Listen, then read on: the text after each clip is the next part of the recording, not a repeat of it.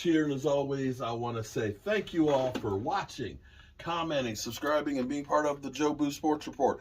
Without you guys, as well as you ladies, you know that this literally does not work. What are you doing on your Saturday? What are you doing?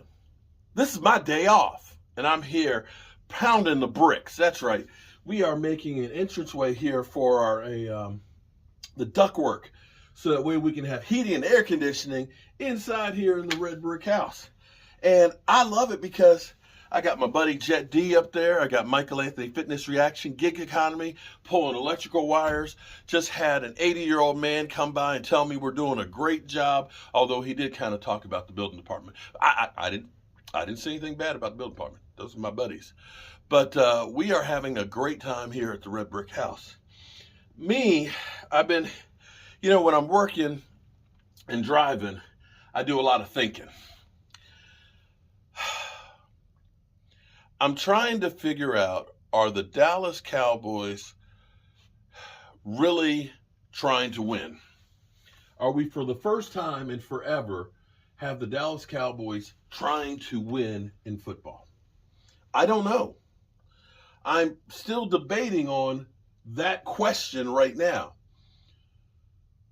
The Stephon Gilmore move, that's a huge move. I love that move.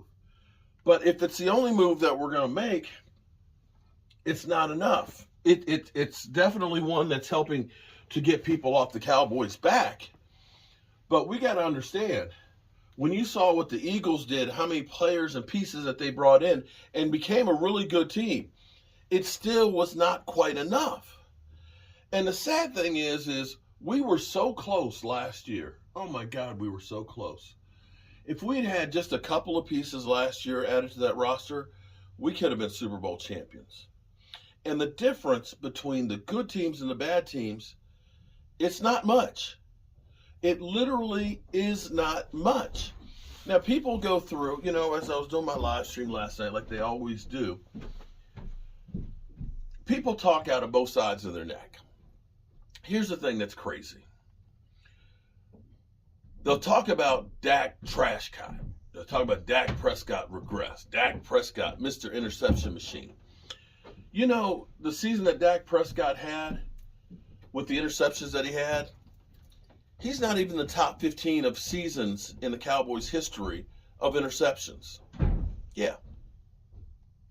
Troy Aikman has 2 seasons more than Dak Prescott's in interception. Tony Romo, I believe, has 3. Those things happen. You do have some years that aren't great years. But if we look through here and we keep saying, we need weapons, you have to understand that that's part of the equation, that if you need weapons, then more than likely your quarterback is not going to do great things without having some weapons. Getting my drift? Yeah. And so I'm not sure that as we look right now, Michael Gallup should be better. He should be better a year away from the ACL injury. But you still need a playmaker. And see, this is what drives me crazy for the Cowboys. People will say, well, the Cowboys have a lot of holes.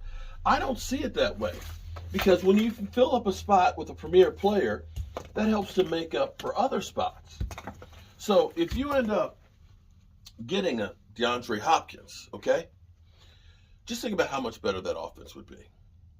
So when we talk about, Stephen Jones only wants to give up a 4th round, listen, Connor McGovern was a 3rd round, right? Would you take Connor McGovern, okay, just listen to me for a second. Would you take Connor McGovern and trade him for Hopkins? Okay? Connor McGovern for Hopkins. Because that's what we're talking about. A 3rd round draft pick. And I don't see, if you can get him for a 3rd, that's a steal. Okay, let me give you another one. Would you trade Kevin Joseph or Tristan Hill for DeAndre Hopkins? Either of those 2 players. Those are guys we spent 2nd round picks for Hopkins. I bet you would say in a heartbeat. That's what we're talking about, guys. That's the kind of compensation we are talking about. We're not talking about, we're giving up, Trayvon Diggs for him. We're not talking about we're going to trade Tony Pollard for him. We're talking about second and third round picks. Now, I get it. I wouldn't want to give up a number one for Jerry Jeudy either. I'm not on board with that one at all. But if you can get Hopkins for a third, you are freaking nuts. You are freaking nuts. And I get it. I get it. The Joneses are looking at it and say, well, we only got a fifth for Amari Cooper, so that's what we should be getting for Hopkins. Well, it don't work that way, son. It don't work that way. But I pray that they're just trying to get a better deal and they got something in the works. With the talking heads out there that say that don't expect that to happen, none of them expected for Stephon Gilmore to be in the fold either. So, take what they say with a grain of salt. In the meantime, I got work to do. I'm so happy that we're through here. This is another one of those things that I worried about having to get done, but we're getting there, and the place is shaping up. I'm Mark Holmes, and I'll see you guys soon.